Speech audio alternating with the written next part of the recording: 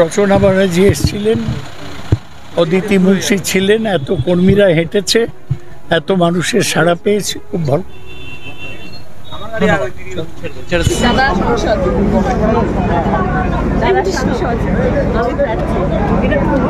ভালো লাগছে কলকাতা শহরে যে জায়গায় কলকাতা শহরে এসেছি ভালো লাগছে মানুষের জন্য এসেছি সেটা আরো বেশি ভালো লাগছে। সবাই আমাদের সঙ্গে আছে, দাদাকে সবাই মোদি যে বলছে সেই গ্যারান্টি আসলে গ্যারান্টি কে? মমতা না মোদি? ধরতে পারবো না, আমার হাত এখানে। মোদি তো অনেক কিছুই বলে, আমরা জানি আমাদের দিদি কি, আমরা জানি আমাদের দিদির গ্যারান্টি কি। দিদি মুখে বলে না, দিদি কাজ করে দেখে। কি বলবেন তাহলে? বলবে 4 তারিখ, কথা বলবে 4 তারিখ ব্যালট বক্স। ব্যালট বক্স খোলার সঙ্গে সঙ্গে সবুজ আবির উঠবে কি? আমাদের তো সবার সেটাই ইচ্ছে এবং আমরা সবাই প্রস্তুত তার জন্য এবং সবাই তৈরি তার জন্য। এবং অনেক ওয়ার্ড তো প্রস্তুত হয়ে আছে দিদি, বলি দমদমে অনেক ওয়ার্ড প্রস্তুত হয়ে আছে যে সৌগতায় জেতার পরে বিরোধীদের লাড্ডু খাওয়ানো হবে, রসগোল্লা খাওয়ানো হবে। বলুন রসগোল্লা, কোনো ওয়ার্ডের লাড্ডু। দর্শকদের উদ্দেশ্যে কি বার্তা দেবেন?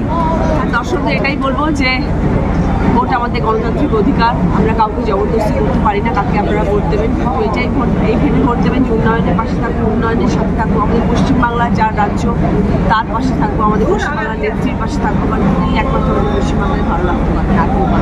আর প্রার্থী পুরোপুরি আশাবাদী, পুরোপুরি অবশ্যই জিতবেন। দর্শকদের উদ্দেশ্যে বলবো আমাদের 1 জুন ভোট, লোকসভা নির্বাচন, আমাদের সৌগত রায়কে ঘাসের উপর জোড়াফুল চিহ্নে 3 নম্বর বোতাম টিপে ভোট দেবেন। মিছিল তো নয়, মিছিল হলে আরো অনেক কিছু হতো।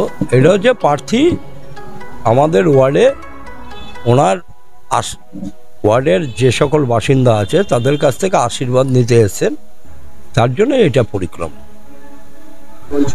আমরা আমাদের 25 নম্বর ওয়ার্ড, কারণ আমি বৃহত্তর জায়গায় ঘুরে বেড়াই না, এই সংলগ্ন এরিয়ার মধ্যেই আমি থাকি। আমি বলতে পারি আমাদের এইখান থেকে 200% শিওর সৌগত রায় আবার 4র্থবারের জন্য সংসদে যাবে। সাল থেকে আমরা যখন পৌর বোর্ড গঠন করি সেই সময় থেকেই উন্নয়নের ধারা এগিয়ে চলছে, তার চলমান। যতদিন আমাদের বাংলায় মাননীয় মুখ্যমন্ত্রী মমতা ব্যানার্জি থাকবে, বাংলায় উন্নয়নের এই ধারা বজায় থাকবে, এইটুকুনি আমি বলতে পারি। উদ্দেশ্যে এটাই বলবো, একজন আপনাদের পায়ের ধুলো মাথায় নিয়ে বাংলা তথা বাঙালির চিন্তাধারা নিয়ে তিনি এগিয়ে চলছেন। আরেকজন বলছেন যে উনি ভগবানের পুত্র, ভগবান বলে ওনাকে জন্ম দিয়েছেন। তা উনি তো আর মানুষের জন্য জন্মাননি, ভগবান জন্ম দিয়েছেন মন্দিরে থাকার জন্য। তাই উনি মন্দিরে বা যে কোনো পুণ্যস্থানে গিয়ে বসুক। এটাই বলবো যে আপনারা সকলে আপনাদের পাশে যিনি থাকবেন, খেটে খাওয়া মানুষের পাশে থাকবে, গরিব মানুষের পাশে থাকবে, ওনাকে সমর্থন করবেন না আপনি পুজো দিতে দক্ষিণেশ্বরে যাবেন। ব্যানার্জি লক্ষ্মী ভাণ্ডারকে নিয়ে পদযাত্রা আমরা করছি, কিন্তু মমতা ব্যানার্জি শুধু লক্ষ্মী ভাণ্ডার নয়, সারা পশ্চিমবাংলায় যে নিদর্শন তিনি রেখেছেন, ইউনেস্কো আপনার কন্যাশ্রীর জন্য পুরস্কৃত করেছে। যে আজকে ছোট ছোট বাড়ির মেয়েরা যে পড়া ছেড়ে দিত, সেই পড়া ছেড়ে দেওয়ার প্রবণতাটা কমে গেছে কন্যাশ্রী হওয়ার জন্য। গ্রাম বাংলার মেয়েরা ছেলেরা স্কুলে যেতে হাঁপিয়ে উঠত, কারণ আমরা শহরতলিতে থাকি। আমি ঝাড়গ্রামে ঘুরে এসেছি, ঝাড়গ্রাম আমি দেখেছি, অনেকবার গেছিলাম ঝাড়গ্রামে, কারণ একটা তখন পাঁচু রায় ছিলেন, উনি লিখতেন, তা পাঁচু রায় আমাকে সাথে নিয়ে যেতেন। তো ঝাড়গ্রামে দেখতাম প্রায় 3 কিলোমিটার 3.5 কিলোমিটার পথ অতিক্রম করে ছেলেমেয়েরা স্কুলে যায়। তা সেই জায়গায় সবুজ সাথী যে সেই সকল স্টুডেন্টদের কি উপকার করেছে সেটা বলা যায় না।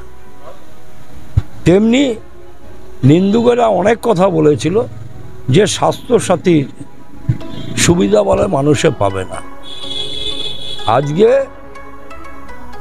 আমার ওয়ার্ডে আমি বলতে পারি বহু কমরেড আছেন যারা স্বাস্থ্যসাথীর কার্ডের উপকারিতা পেয়েছেন এবং আমরা তাদের সেই উপকার পেতে সাহায্য করেছি। এরকম বহু নিদর্শন আছে, আরও আছে, যেমন আপনার যুবশ্রী, যে আগে মেয়ের বিয়ে দেওয়ার জন্য গরিব মানুষেরা চিন্তায় থাকতেন। দেখতে থাকুন, সঙ্গে থাকুন বেঙ্গল নিউজ টিভি।